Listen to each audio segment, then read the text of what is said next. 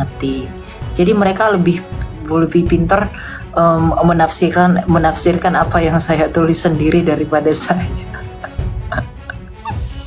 Heran saya. Ya ampun, Elia. Tapi saya bersyukur bahwa saya mendapatkan hati yang seperti ini dari Tuhan. Ya, saya terharu, saya menangis dalam doa saya kepada Tuhan bahwa, maksudnya saya tidak saya tidak bersedih, kemudian saya tidak merasa kecil, saya tidak merasa hina, saya tidak merasa rendah ketika orang-orang merendahkan saya, padahal saya tidak menghujat apapun. Ya, saya tidak memperkatakan sesuatu yang salah, tapi orang-orang bersekutu melawan saya. Memang betul kata Tuhan Yesus ya.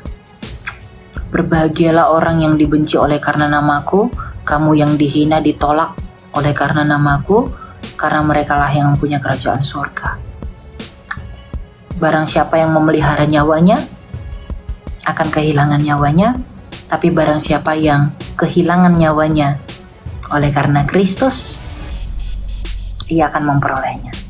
Karena bagaimanapun tidak ada kemuliaan Tuhan yang lahir dari penghujatan. Tidak ada kemuliaan Allah kita dari penghujatan. Yesus datang ke dunia ini bukan dengan membawa pedang.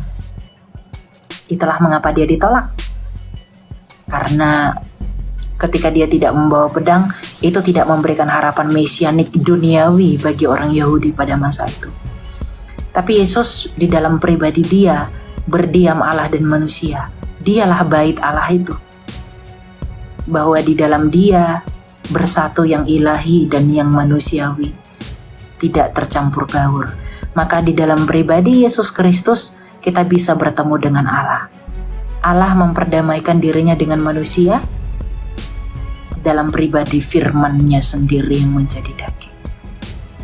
Tidak ada perdamaian seindah bagaimana Allah memperdamaikan dirinya dengan kita.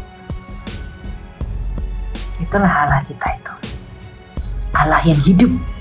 Allahnya Abraham, Ishak dan Yakub.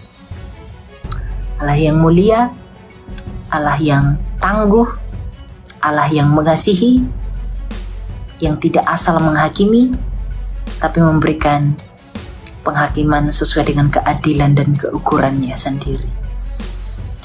Tapi bagaimanapun kalau Anda, ya siapapun itu ya, terlepas Anda menghina saya, menghujat saya, menjatuhkan saya dengan cara Anda, saya tetaplah Elia yang sekarang.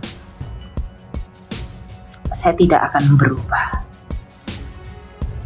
Karena bagaimanapun Indonesia itu harus ditutupi oleh perkabaran Injil.